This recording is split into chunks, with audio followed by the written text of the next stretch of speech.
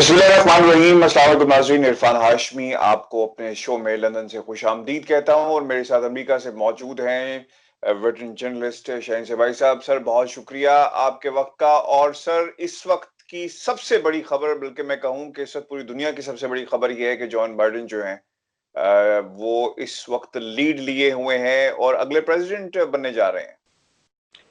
बिल्कुल जनाब, आपकी खबर जो है वो थोड़ी देर में कंफर्म हो जाएगी। अभी ऑफिशियली कंफर्म नहीं हुई, लेकिन ये कि तकरीबन एक तरह से कंफर्म ही हो गई है कि जो बाइडेन साहब जो हैं और डेमोक्रेटिक पार्टी जो है उन्होंने अमेरिका की तारीख में बहुत सारे हिस्टोरिक इस इलेक्शन में उन्होंने वो हिस्ट्री क्रिएट की है कई कई तरह से। एक तो ये कि ये चौथी दफा होगा कि कोई सिटिंग प्रेसिडेंट जो है वो अपनी फर्स्ट टर्म के बाद हार जाए। तो ये एक 200 साल 250 साल की जो इनकी हिस्ट्री है उसमें सिर्फ चौथी दफा ही होगा। फिर ये कि ये जीत गए तो इनके साथ जो वाइस प्रेसिडेंट आएंगे वो पहली दफा होगा कि एक खातून आएंगी और पहली दफा होगा कि एक माइनॉरिटी और इमिग्रेंट खातून आएंगी। और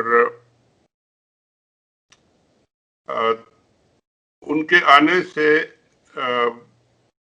अमेरिका की शक्ल और इमिग्रेशन की शक्ल और इनका इमेज जो ट्रंप साहब ने जो बना के रखा हुआ था उसमें बहुत बड़ा डेंट आएगा, क्योंकि वो तो कह रहे थे कि जी सब इमिग्रेंट्स को बंद कर दो, सबको बाहर भेजो। उन्होंने वीजे बंद कर दिए थे, उन्होंने पॉलिटिकल असाइलम देना बंद कर दिया था, उन्होंने वॉल लगा दी पूरी की पूरी मैक्सिको के साथ कि जी यहाँ कोई नहीं आएगा। बच्चों को उन्होंने अपने वालिदैन से सेपरेट कर दिया और बहुत बहुत कुछ किया था। यानी जो हम समझ ये रहे हैं कि एक 4 साल का जो पीरियड था ट्रंप साहब का खत्म होता नजर आ रहा है और बहुत से लोग शुक्र करेंगे कि खत्म हो रहा है। 264 इस वक्त के सर फिगर्स हैं Joe Biden and Donald Trump is standing in 213। उनको सिर्फ 6 वोट और चाहिए, 6 डेलीगेट्स और चाहिए। और नेवाडा में रखा ले एक स्टेट बाकी है जहां पे उनको 6 वोट शायद मिल जाएंगे। तो he will cross the line first. और मगर मैं जो बात कह रहा था कि जी हमको जो अमेरिका में लोग रहते हैं यहाँ पे उनको ये लगेगा, और हम जो जो मीडिया में और इंटरेक्ट करते हैं, जरा ज्यादा पढ़ते लिखते रहते हैं, कि ये 4 साल का पीरियड जो है ये हिस्ट्री में काउंट होगा कि एक कॉमेडी शो, एक सीरियस फिल्म के दरमियान में एक बीच में थोड़ा सा कॉमेडी शो आ जाता है कभी कभी। यानी वो जो एंट्री होती है कॉमेडियंस की फिल्म के अंदर एक सीन होता है, जोकर आ जाते हैं, कुछ वो हंसी मजाक हो जाती है और थोड़ा बहुत वो मस्ती हो जाती है और इधर उधर की बातें हो जाती हैं और फिर वो सर्कस खत्म हो जाता है और फिर वापस ट्रैक पे चले जाते हैं। तो अब ये अमेरिका जो है, ये बाइडेन साहब जीत जाएंगे तो अमेरिका वापस अपने सीरियस ट्रैक पे आ जाएगा और दुनिया भर में अमेरिका को लोग फिर दोबारा सीरियसली लेना शुरू करेंगे। अभी तक तो वो ट्विटर पे बैठ के पॉलिसी बनती थी, सुबह कुछ, शाम कुछ, दोपहर को कुछ, और किसी को समझ नहीं आती थी कि क्या पॉलिसी है और क्या होगा। और इवन इनके जो इंस्टीट्यूशंस हैं, पेंटागन जो है, स्टेट डिपार्टमेंट है, उनको समझ नहीं आती थी कि फॉरेन पॉलिसी हमारी क्या है, कौन सी पॉलिसी पे चलना है, क्या नहीं चलना है। कुछ अजीब और गरीब एक हालात है और लोगों को मजाक उड़ाना, किसी को स्लीपी जो कहना, किसी को क्रुक कहना, किसी को ये कहना, मतलब इन बातों में वो खुश होते थे। और उनके जो वोटर भी, लोग कहते हैं कि उनके वोटर इन बातों से ज्यादा एंजॉय करते थे, इसलिए उनको वोट देते थे। अब अमेरिका की जो पोजीशन जो है दुनिया भर में वो ऐसी नहीं है कि जी आप छोटी छोटी बातों पे और एंजॉयमेंट के लिए, क्योंकि ट्रंप साहब जो है basically he was a media showman, showbiz के यानी उनका बैकग्राउंड था ना, बिजनेस उनका अपना था, और जो फेम उनको मिली और जो ये पॉलिटिक्स में आने की जो वजह हुई, वो उनका टीवी का शो था जिसमें वो बैठ के हर रोज किसी न किसी को फायर कर रहे होते थे। तो उनके एडमिनिस्ट्रेशन में भी हमने देख लिया, अप्रेंटिस अप्रेंटिस की आप बात अप्रेंटिस करें। किया, अप्रेंटिस जो था, तो उनके एडमिनिस्ट्रेशन में भी हमने देख लिया कि हर महीने बाद में किसी किसी को फायर कर रहे होते थे। कितने सेक्रेटरी आए चले गए, अटॉर्नी जनरल आए चले गए, कोई ना कोई फायर हो रहा था, क्योंकि उनका तरीकाकार ही है कि जी ये काम नहीं कर रहा है, इसको फायर करो।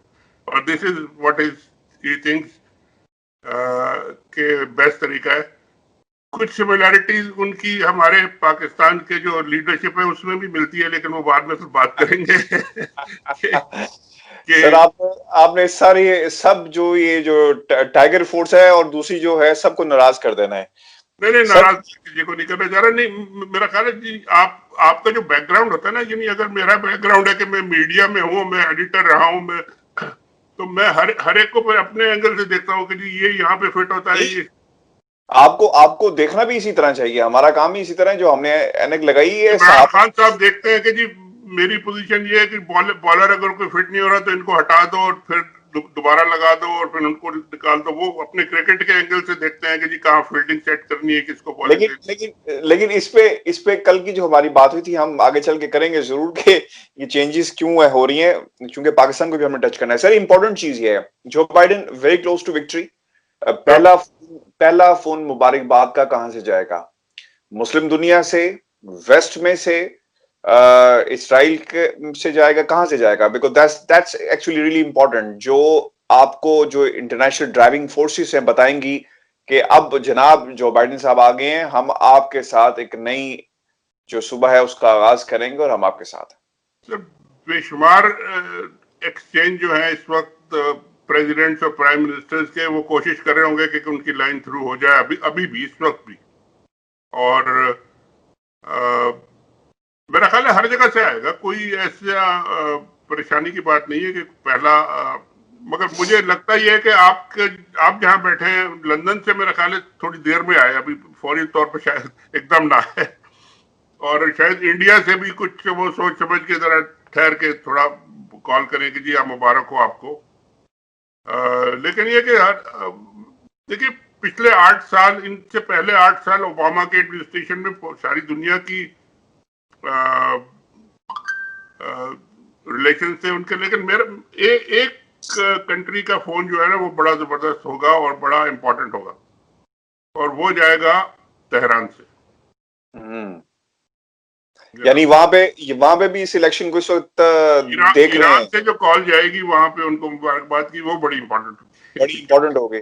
तो सर मोदी साहब भी देख रहे होंगे इस वक्त इलेक्शन रिजल्ट्स को। मोदी साहब ने तो सारा कुछ अपना स्टेक पे लगा दिया था। वो तो मोदी और ट्रम्प भाई भाई के नारे लगा रहे थे और पता नहीं क्या कर रहे थे। अब वो उनको पता नहीं, हो सकता है उनको अपने इलेक्शन की फिक्र पड़ जाएगी, जी मेरे भाई के साथ ये हो गया तो मेरे साथ क्या होगा। इसका असर तो डेफिनेटली पड़ेगा। बाइडेन बड़े भाई का किरदार अदा करेंगे, भाई बनाएंगे मोदी को कि नहीं बनाएंगे? नहीं, अभी थोड़े दिन लगेंगे, यानी जरा सेटल हो जाए इनकी एडमिनिस्ट्रेशन और उसमें पॉलिसी, फिर मेरा ख्याल है दोबारा रिविजिट होगा हर फॉरेन पॉलिसी इशू। और बड़े इश्यूज हैं मोदी के साथ भी, उनके ताल्लुकात मेरा ख्याल है जितने हैं उतने ही रहेंगे। पाकिस्तान से ज्यादा शायद रिविजिट होगा, क्योंकि हमारे जो ताल्लुकात हैं बहुत इंपॉर्टेंट हो गए थे इस लिहाज से कि ट्रम्प की जो प्रायोरिटी थी वो ये थी कि जी हम अफगानिस्तान में बस डायलॉग को पूरा कराएं, वहां से हम निकालें फौज को।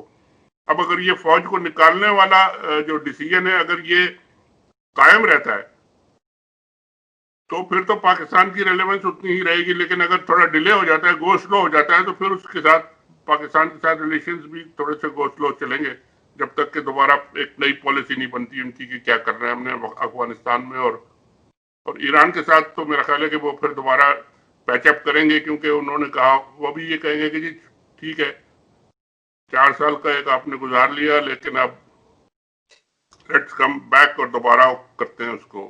Sir, we all know that कि international politics के अंदर it's not an easy thing कि straight away the government changes and the presidents change and they come up with a new policy। ऐसा नहीं होता, थोड़ा टाइम लगता है और उसमें एकदम से तब्दीलियां हम नहीं देखेंगे। लेकिन ये भी बताएं कि ये जो ब्लॉक नया बनाया था, सुलह करवाई जा रही थी, इसराइल की सुलह करवाई गई यूएई से और आगे पीछे जो हुआ, इसको कंटिन्यू किया जाएगा, रोकेंगे या ये कंटिन्यू बड़ा करेंगे? इम्पोर्टेंट इसलिए होगा कि ओबामा की पॉलिसी तो बड़ी क्लियर थी कि वो टू स्टेट, उनकी जो मिडल ईस्ट का सोल्यूशन था, इजराइल और पैलेस्टाइन का स्टेट का, वो बहुत इम्पोर्टेंस उसको थी।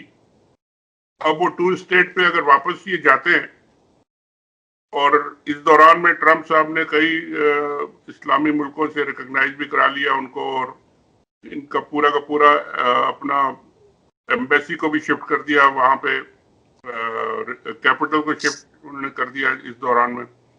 तो इन्होंने काम तो बड़े बड़े किए हैं, मतलब अपने इंटरेस्ट के लिहाज से उन्होंने काम बहुत किए।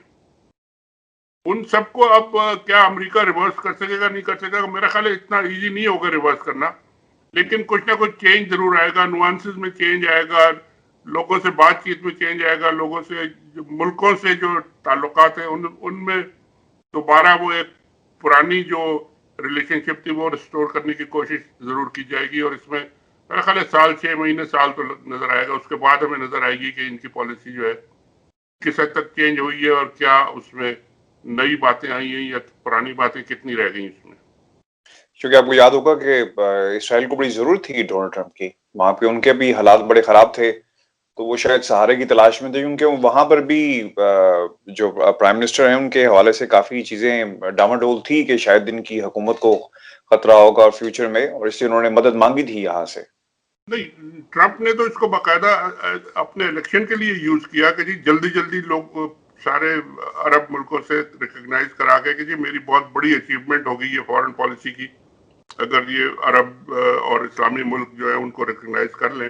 मगर पाकिस्तान बीच में एक ब्लॉक बन गया, हर्डल आप कह दें, उन्होंने बाकायदा ऑब्स्टिकल एक क्रिएट किया, और दो तीन मुल्कों ने कर लिया, लेकिन ओवरऑल जैसे कहते हैं ना कि एक लैंडस्लाइड सभी मुल्क कर लेते, वो ऐसा नहीं हो सका। तो सर यहाँ पर I must say and it is highly commendable, जो पाकिस्तान का स्टांस था, प्राइम मिनिस्टर पाकिस्तान इमरान खान का जो स्टांस था, और जिस तरह हमने इनकी तरफ हमारी इंक्लिनेशन नहीं हुई, हमने बाकायदा अपनी जो पहचान थी उसको एक नए सिरे से नई अंदाज में दुनिया के सामने रखा, तो उसका फायदा अब हमें नजर आ रहा है। क्योंकि ये डेवलपमेंट, ये रिजल्ट जो है सामने जो आ रहे हैं जो बाइडेन के प्रेसिडेंट बनने के बाद, तो obviously Donald Trump is history, और ऑब्वियसली ये जो रिजल्ट इस पे मोहर लगती है तो उसके बाद ये चीजें हमें दुनिया को भी एहसास होगा कि पाकिस्तान की जो पॉलिसीज थी, फॉरेन पॉलिसीज, वो बड़ी इंपॉर्टेंट थी, और जिस तरह पाकिस्तान ने परफॉर्म किया है, बड़ा अच्छा परफॉर्म किया। बिल्कुल ठीक है, लेकिन असल में तो आपको एंड रिजल्ट देखना होगा ना, कि पाकिस्तान ने जो स्टैंड लिया है उस पे जब हम अल्टीमेटली अगर जाते भी हैं इसराइल को अमेरिकन प्रेशर के तहत रिकॉग्नाइज करने के लिए, तो हमें मिलता क्या है, इस्लामी दुनिया को क्या मिलता है, अरब को क्या मिलता है, और वो अभी तक तो कुछ नहीं मिला था, और लोगों ने रिकॉग्नाइज करना शुरू कर दिया था। लेकिन अगर कुछ उनको पैलेस्टीनियन स्टेट मिलती है, उनको रिकॉग्निशन मिलती है, और एक पीस की एक बाकायदा डील होती है, और सब उसको सपोर्ट करते हैं, तो फिर तो ठीक है। दुनिया के बेशुमार मुल्कों ने इसराइल को रिकॉग्नाइज किया हुआ है, ईरान ने किया हुआ था पहले, जब ये खुमैनी साहब से पहले ईरान के उनके बाकायदा डिप्लोमेटिक रिलेशन है, तुर्की के अभी भी हैं, वो एक्सपोर्ट्स उनकी सबसे ज्यादा है सर। बिल्कुल। तो वो कोई ऐसे मसला नहीं है कि आप रिकॉग्नाइज कर लें तो कोई, लेकिन ये कि आपका एक स्टैंड है, उस पासपोर्ट पे लिखा है सर। और उस स्टैंड को आप कितना फर्दर अचीव कर सकते हैं अपने गोल, और अगर आप एक डील कर लें जिसमें कि दोनों दोनों को सेटिस्फेक्शन हो, तो फिर ठीक है। दुनिया भर में बहुत सारे मुल्क हैं जो रहते हैं एक साथ और रिकॉग्नाइज करते हैं, कोई मसला नहीं होगा। लेकिन ये कि ये डिटरमिन करना पड़ेगा, और ये मेरा ख्याल है ये लोग डेमोक्रेटिक साइड जो है, ये इनकी जो फॉरेन पॉलिसी होगी वो थोड़ी सीरियस होगी और थोड़ी मेच्योर एक तरह से होगी, वो बैठ के रोज चेंज नहीं होगी जैसा कि अभी तक होता रहा। सर ये अरब कंट्रीज का सबसे बड़ा प्रॉब्लम दिफा का है, ये इसीलिए अमेरिका की तरफ जाते हैं कि हथियारे मिल सकें, असलहा मिल सके। सऊदी अरब की मिसाल पूरी दुनिया के सामने है, पाकिस्तान की अफवाज वहां पे मौजूद भी हैं, वहां पे उनकी हिफाजत और ऑब्वियसली बहुत सारे फ्रंट्स के ऊपर ट्रेन भी किया गया है। इस सिनेरियो के अंदर ये पॉलिसी कंटिन्यू होगी, अमेरिका इसको एक्सप्लॉइट करेगा नई क़यादत के अंदर?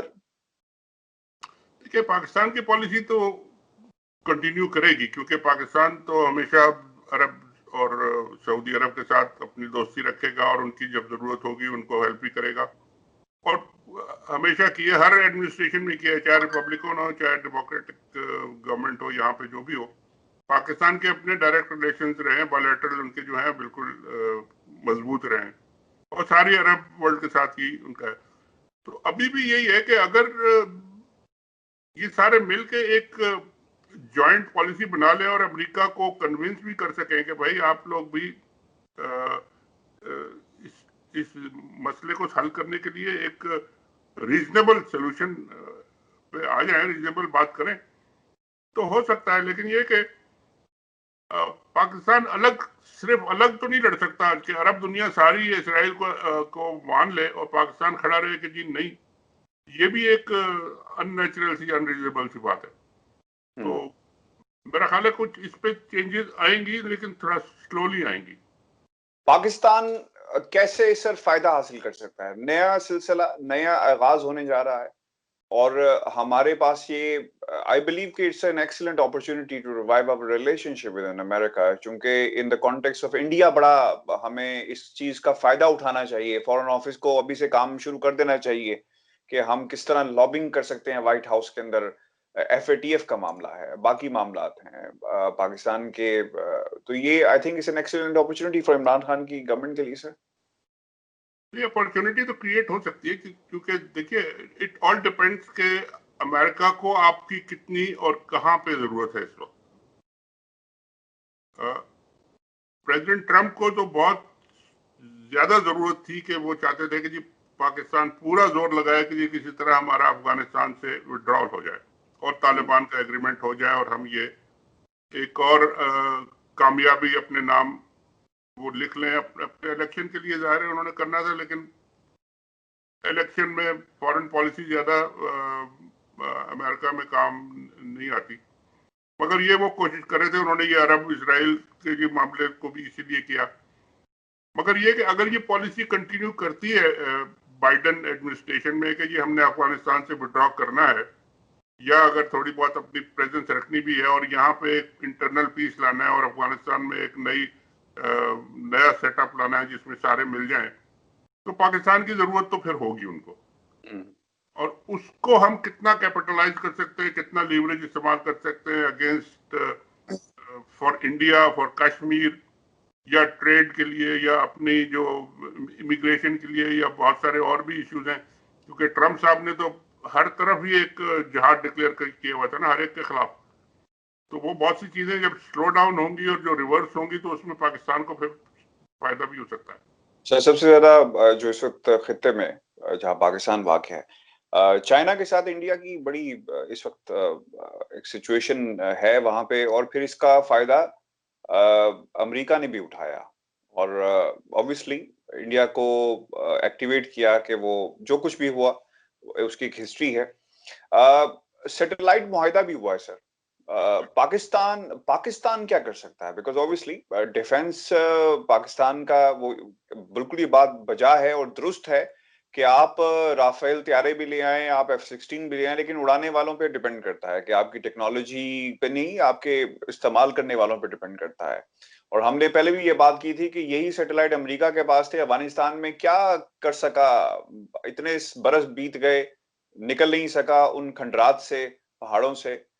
तो ये सब चीजें हैं, लेकिन पाकिस्तान डिफेंस के ऊपर, यानी हमारी मदद तो ऑब्वियसली चाइना से है, लेकिन इस फ्रंट के ऊपर भी अमेरिका किस तरह हम इस सिचुएशन को अपने हक में डाइवर्ट कर सकते हैं? प्रेसिडेंट ट्रंप की जो पॉलिसी थी वो बेसिकली वो हर चीज को एक बिजनेस डील के तौर पे ज्यादा देखते थे कि जी मैंने इतने बिलियन की चीजें अगर बेच दी तो अमेरिका की एक्सपोर्ट इतनी बढ़ जाएगी, और स्ट्रेटेजिक उसके इम्प्लीकेशंस जो भी हो सकते हैं या होते हैं अक्सर हर जगह पे। आप अगर डिफेंस की चीजें बेचते हैं तो वहां पे लोकल बैलेंस, रीजनल बैलेंस जो है वो डिस्टर्ब होता है। तो हम्म। ये पाकिस्तान तो बड़ा एक इम्पोर्टेंट और जाहिर है दोनों न्यूक्लियर कंट्रीज हैं, यहाँ पे पीस रहना और बहुत जरूरी है।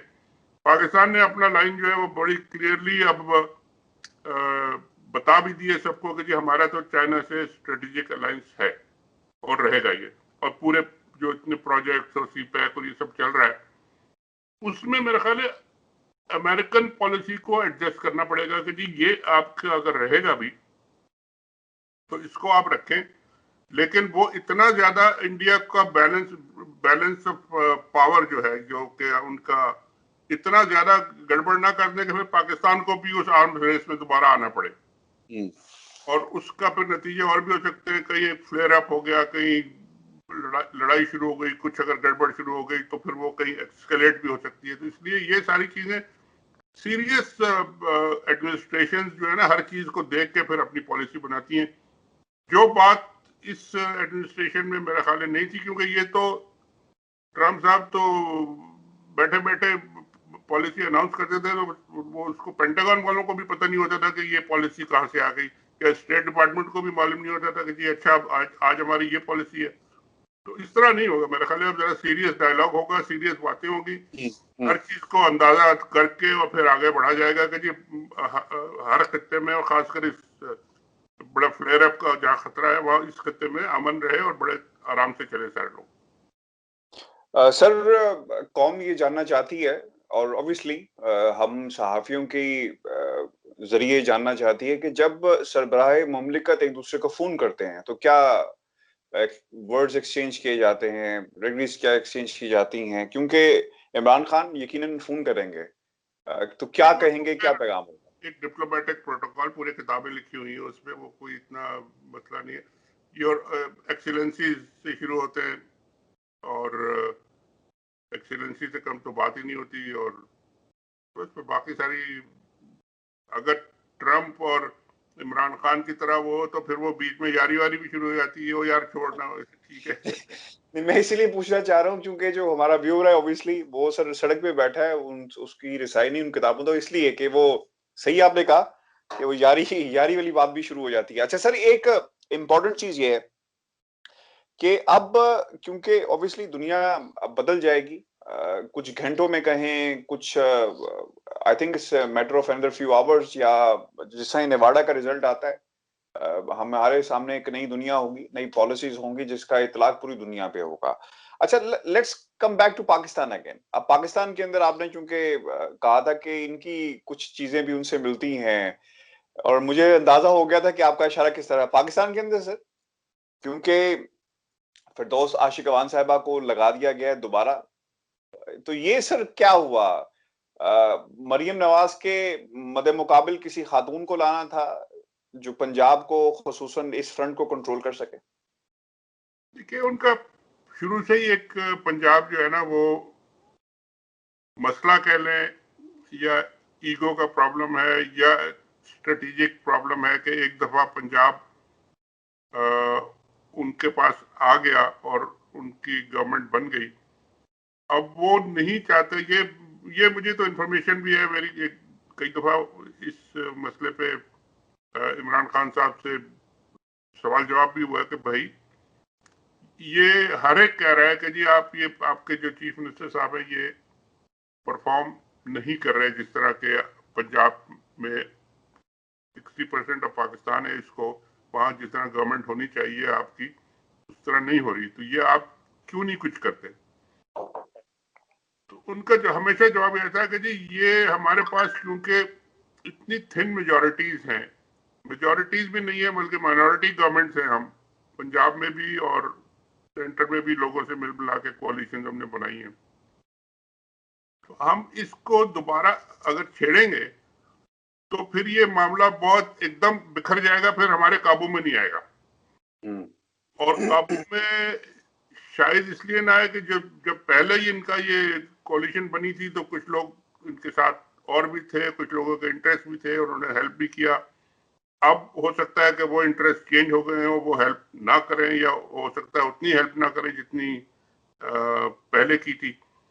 तो वो ये समझते हैं कि अगर हमने ये गड़बड़ कर दी, हिला दिया, तो फिर ये इसको दोबारा खड़ा करना इस स्ट्रक्चर को मुश्किल होगा। तो इसी को रखते हुए हम पूरा जितना मैनेज हो सकता है कर ले। और उन्होंने इस वजह से सारे चीफ सेक्रेटरीज भी कई बदले, आईजीज भी बदले, सारे मिनिस्टर भी बदले, स्पोक्स पर्सन भी बदले, और वो मुस्तकिल उसी लाइन पे चल रहे हैं कि जी अगर एक बॉलर फेल हो गया तो दूसरे बॉलर को ले आओ।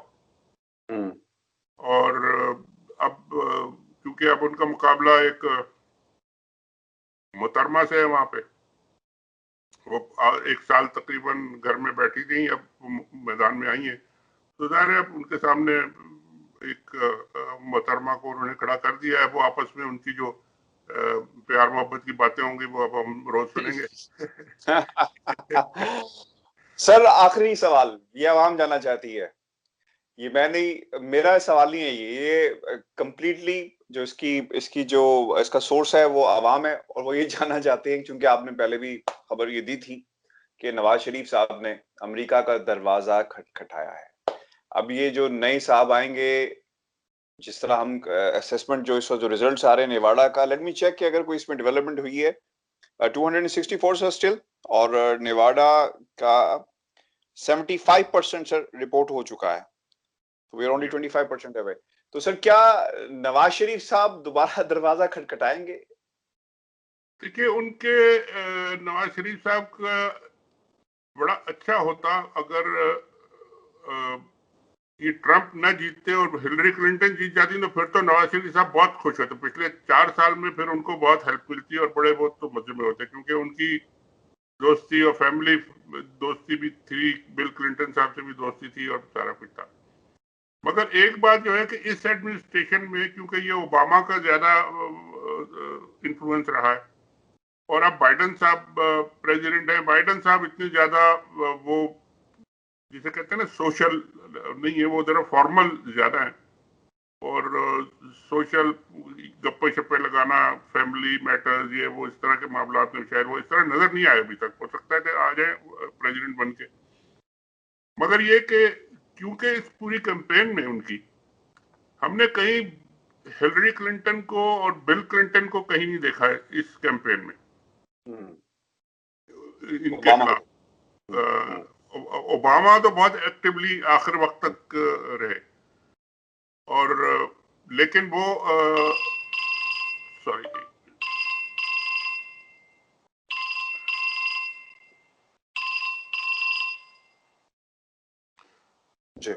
जी आपका आवाज आ रही है? ओके जी।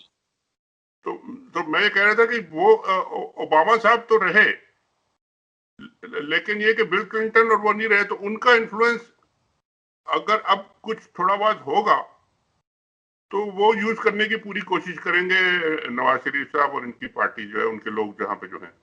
लेकिन मुझे नहीं लगता कि वो कुछ ज्यादा इन्फ्लुएंस कर सकेंगे, क्योंकि उस पूरी कैंपेन पे उनका कोई रोल नहीं था, ज्यादा रोल नहीं था, और इन्फ्लुएंस भी उनका ख्याल है बाइडन पे तो बिल्कुल इतना नहीं होगा कि वो कुछ पॉजिटिव को अपने लिए कुछ अचीव कर सकें। बहुत शुक्रिया सर। हम उम्मीद करते हैं कि अब जिस तरह ही पूरी दुनिया में खुसूसन जो नई खबर होगी, जो हेडलाइंस होंगी, वो जो हम इस वक्त असेस कर रहे हैं, जो रिजल्ट्स आ रहे हैं, नेवाडा का आता है, तो Joe Biden will be the next president of United state, और इसका असर पूरी दुनिया पे पड़ेगा। व्यूअर्स, ये हमारा आज का शो था, अपने कमेंट्स में भेजिएगा, और आपसे कुछ ही देर बाद ये वीडियो अपलोड हो जाएगी। अपने कमेंट्स भेजिएगा, और हमारी कोशिश होगी कि जब रिजल्ट्स फाइनलाइज हो जाएंगे, जिसे हमने असेसमेंट आपके सामने रखी, इस पर भी हम मजीद बात करें। मुझे लंदन से और शाहीन ज़ुबैर साहब को अमेरिका से इजाजत दीजिए। अल्लाह ने के बाद।